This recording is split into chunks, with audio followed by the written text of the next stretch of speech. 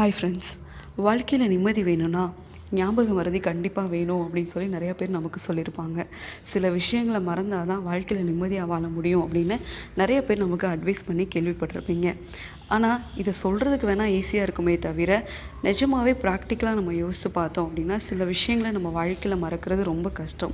நம்ம கடந்த காலங்களில் ஏற்பட்ட நம்மளுடைய வலிகள், அவமானங்கள், நம்ம விழுந்து போன இடங்கள், நம்ம தவறி போன இடங்கள், நம்ம தேவைக்காக ஏங்கி நின்ற இடங்கள், இப்படி பல விஷயங்கள் நமக்கு ஒரு வகையான வலியை நமக்கு கொடுத்துட்டே இருக்கும். அது முடிஞ்சு பல வருஷங்கள் ஆனாலுமே அது ஒரு மனசில் அதை நினைக்கும் போது நமக்கு ஒரு டிஃப்ரெண்ட்டான ஒரு வலி நம்ம மனசில் ஏற்பட்டுகிட்டே இருக்கும். நம்ம உடலில் ஏதாவது ஒரு பெயின் அப்படின்னா நம்ம உடனே டாக்டர்கிட்ட போய் ட்ரீட்மெண்ட் எடுத்துக்கலாம், இல்லை மெடிக்கல் ஷாப்பில் போய் மெடிசன் வாங்கி சாப்பிட்டுக்கலாம். 1-2 நாளில் சரியாயிடும். ஆனால் மனசில் ஏற்படுகிற இந்த காயங்கள், இந்த காயத்தின் வலியை ஆற்றுறதற்கு கண்டிப்பாக யாராலையுமே முடியாது.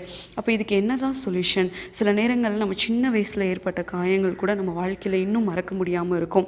அந்த அந்த காயங்கள், அந்த வலியை நினச்சி பார்த்தாலே நம்ம மனசுலையும் சோர்வு ஏற்பட்டுரும், நம்ம உடலையும் அது பாதிக்கும்.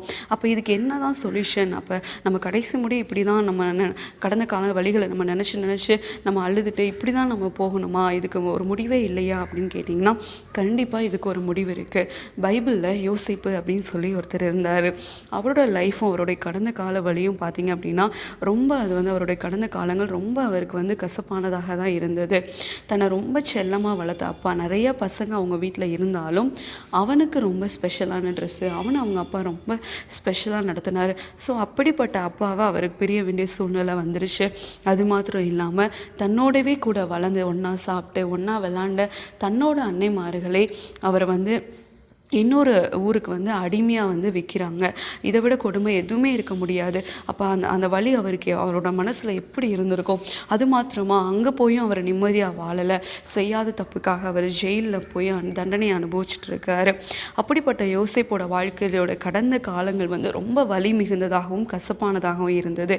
ஆனால் யோசேப்பு அப்படியே அந்த வலிகளோடையும் கசப்புகளோடையும் காயங்களோடையும் அவர் மரணத்தை அடையலை. அவரோட வாழ்க்கையை தேவன் முற்றமாக மாற்றினார்.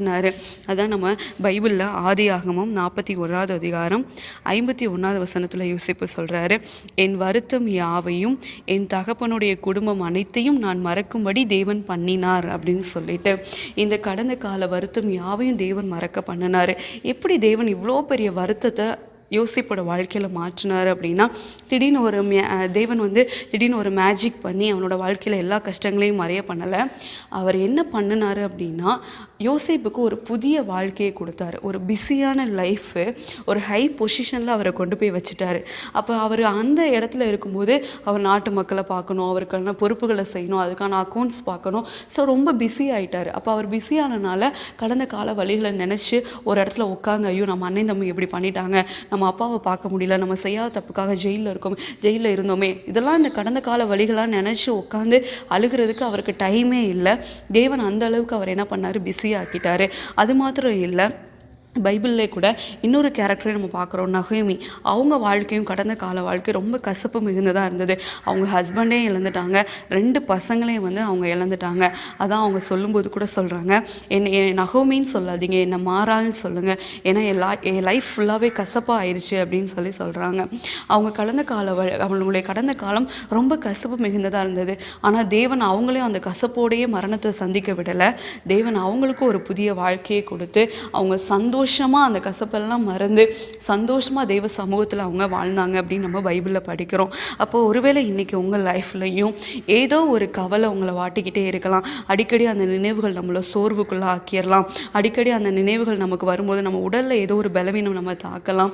சில விஷயங்களை என்னால் மறக்கவே முடியல, அதை நடந்து 10-15 வருஷத்துக்கு முன்னாடி ஆயிடுச்சு, ஆனால் அதை இன்னும் என்னால் மறக்க முடியல, அது ஒரு வகையான வலியை இதயத்தில் கொடுத்துக்கிட்டே இருக்குது அப்படின்னு நீங்கள் ஒருவேளை நினச்சிங்க அப்படின்னா ஆண்டோட சமூகத்தில் அர்ப்பணிங்க.